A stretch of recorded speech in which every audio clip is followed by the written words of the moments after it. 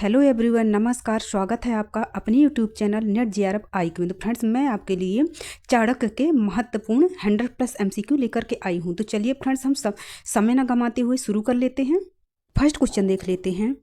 कौटिल्य के अर्थशास्त्र की रचना किन दो पदों में की गई थी? जो कौटिल्य की अर्थशास्त्र की रचना है वह किन दो पदों में की गई थी? तो जो इनकी रचना है यह गद्य और पद्य दो भाग में की गई थी। तो आपका C नंबर सही हो जाएगा। दूसरा क्वेश्चन देख लेते हैं। कौटिल्य के अर्थशास्त्र में कितने अधिकरण का उल्लेख किया गया है? जो कौटिल्य के अर्थशास्त्र में कितने अधिकरणों का उल्लेख किया गया है? तो 15 अधिकरण का उल्लेख किया गया है। तो आपका A नंबर सही हो जाएगा। तीसरा क्वेश्चन देख लेते हैं। कौटिल्य के अर्थशास्त्र में सरकार के कितने भागों का उल्लेख किया गया है? कौटिल्य के अर्थशास्त्र में सरकार के कितने भागों का उल्लेख किया है? 34 भागों का उल्लेख किया गया है। तो आपका B नंबर सही हो जाएगा। चौथा क्वेश्चन देख लेते हैं। कौटिल्य का मूल नाम क्या था? जो कौटिल्य का मूल नाम है वह क्या था? तो उनका जो नाम है विष्णुगुप्त था। तो आपका A नंबर सही हो जाएगा। पांचवा क्वेश्चन देख लेते हैं। कौटिल्य द्वारा रचित प्रमुख ग्रंथ कौन सा है? कौटिल्य द्वारा लिखित प्रमुख ग्रंथ कौन सा है? तो अर्थशास्त्र है। तो आपका B नंबर सही हो जाएगा। छठवां क्वेश्चन देख लेते हैं। कौटिल्य किस शिक्षा केंद्र से जुड़े हुए थे? जो कौटिल्य हैं वह किस शिक्षा केंद्र से जुड़े हुए थे? तो वह तक्षशिला से जुड़े हुए थे। वो वहाँ के प्राध्यापक भी थे और उन्होंने वहाँ से शिक्षा भी ग्रहण की थी। तो आपका B नंबर सही हो जाएगा। सातवां क्वेश्चन देख लेते हैं। कौटिल्य ने किस राजा को शासन दिलाया था? जो कौटिल्य हैं उन्होंने किस राजा को शासन दिलाया था? तो उन्होंने चंद्रगुप्त मौर्य को दिलाया था। तो आपका C नंबर सही हो जाएगा। आठवां क्वेश्चन देख लेते हैं। अर्थशास्त्र में कितने प्रकरण हैं? जो अर्थशास्त्र है उसमें कितने प्रकरण हैं? तो उसमें 180 प्रकरण हैं। तो आपका A नंबर सही हो जाएगा। नौवां क्वेश्चन देख लेते हैं। मंडल सिद्धांत किसने दिया है? जो मंडल सिद्धांत है किसने दिया है? तो यह कौटिल्य द्वारा दिया गया है। तो आपका C नंबर सही हो जाएगा। 10वां क्वेश्चन देख लेते हैं। अर्थशास्त्र कितने अध्याय हैं? जो अर्थशास्त्र है उसमें कितने अध्याय में है? तो इसमें आपके 150 अध्याय हैं। तो आपका D नंबर सही हो जाएगा।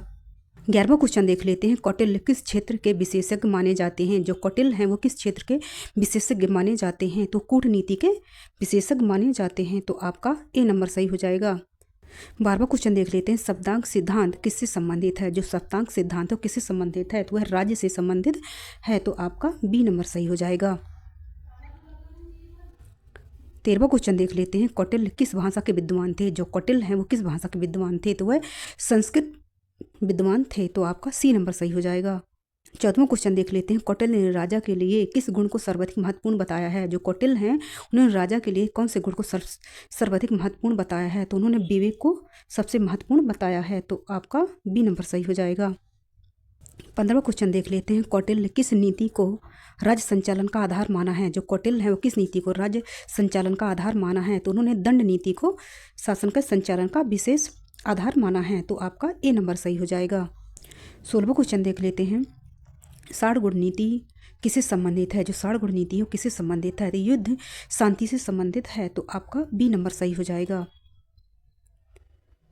17वां क्वेश्चन देख लेते हैं। कौटिल्य ने किस वर्ग को राज्य की रीढ़ कहा है? जो कौटिल्य है उन्होंने किस वर्ग को राज्य की रीढ़ कहा है? तो उन्होंने कृषक वर्ग को राज्य की रीढ़ कहा है। तो आपका B नंबर सही हो जाएगा।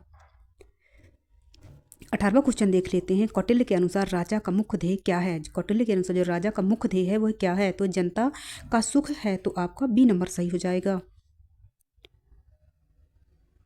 19वां क्वेश्चन देख लेते हैं। कौटिल्य ने गुप्तचर कितने प्रकार बताए हैं? जो कौटिल्य है उन्होंने गुप्तचर के कितने प्रकार बताए हैं? तो उन्होंने 7 प्रकार बताए हैं। तो आपका B नंबर सही हो जाएगा।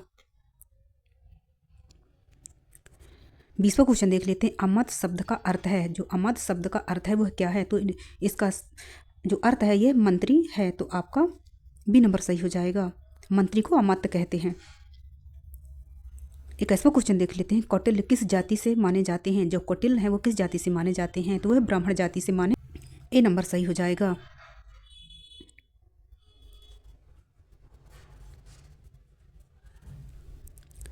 22वां क्वेश्चन देख लेते हैं। कौटिल्य ने बेसानी राजा को क्या कहा है? जो कौटिल्य है उन्होंने बेसानी राजा को क्या कहा है? तो उन्होंने अत्याचारी राजा कहा है। तो आपका A नंबर सही हो जाएगा।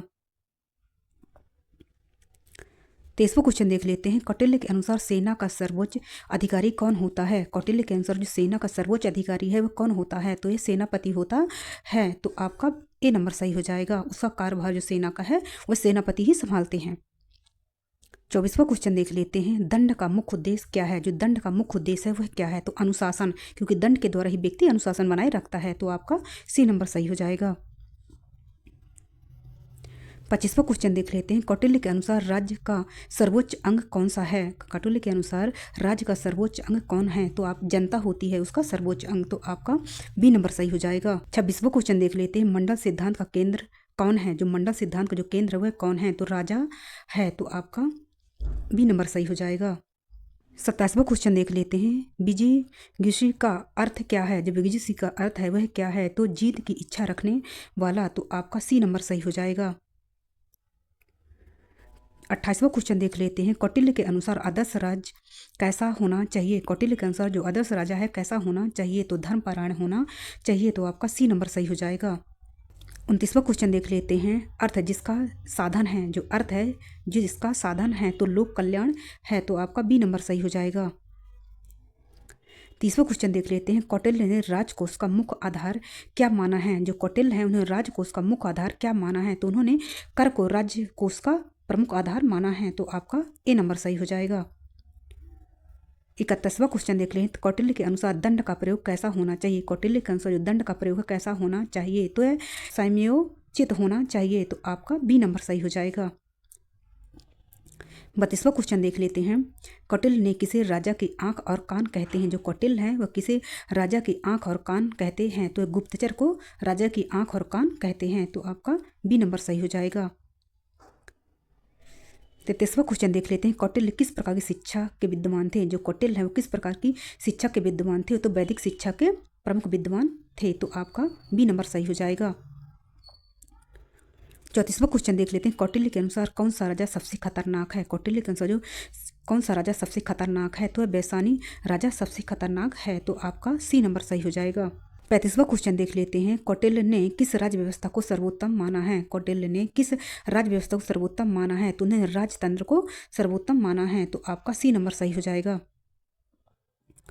36वां क्वेश्चन देख लेते हैं। कौटिल्य ने किस नीति को युद्ध का विकल्प बताया है? कौटिल्य ने किस नीति को युद्ध का विकल्प बताया है? तो उन्होंने संधि को युद्ध का विकल्प बताया है। तो आपका ए नंबर सही हो जाएगा।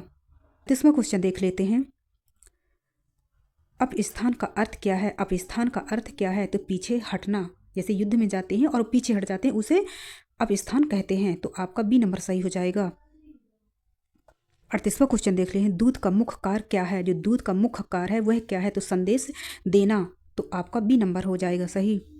जो दूत है वो संदेश लेकर के जाते थे, इसलिए उनका विशेष महत्व होता था राज्य व्यवस्था में। तो आपका बी नंबर सही हो जाएगा। 39वां क्वेश्चन देख लेते हैं। कौटिल्य ने किस कर को मुख्य माना है? जो कौटिल्य है उन्होंने किस कर को मुख्य माना है? तो उन्होंने भूमि कर को मुख्य माना है। तो आपका ए नंबर सही हो जाएगा। 40वां क्वेश्चन देख लेते हैं। कौटिल्य का शासन सिद्धांत किस पर आधारित था? जो कौटिल्य का शासन सिद्धांत है वह किस पर आधारित था? तो है व्यवहार और नीति पर आधारित था। तो आपका ए नंबर सही हो जाएगा। 41वां क्वेश्चन देख लेते हैं। कौटिल्य के अनुसार मंत्री कैसे होना चाहिए? कौटिल्य के अनुसार जो मंत्री है वो कैसे होना चाहिए? तो ईमानदार होना चाहिए। तो आपका बी नंबर सही हो जाएगा। 42वां क्वेश्चन देख लेते हैं। अर्थशास्त्र किस विषय पर आधारित है? जो अर्थशास्त्र है वो किस विषय पर आधारित है? तो वह राज्य संचालन पर आधारित है। तो आपका बी नंबर सही हो जाएगा। 43 क्वेश्चन देख लेते हैं। राजा को कितना सोना चाहिए? जो राजा है उसको कितना सोना चाहिए? तो उन्हें आवश्यकता अनुसार सोना चाहिए। तो आपका बी नंबर सही हो जाएगा। 44वां क्वेश्चन देख लेते हैं। कौन राज्य का स्रोत है? कौन राज्य का स्रोत है? तो जनता राज्य का स्रोत होती है। तो आपका बी नंबर सही हो जाएगा। 45वां क्वेश्चन देख लेते हैं। संधि नीति का उद्देश्य क्या है? जो संधि नीति का उद्देश्य है तो क्या है? तो यह शांति है। तो आपका बी नंबर सही हो जाएगा।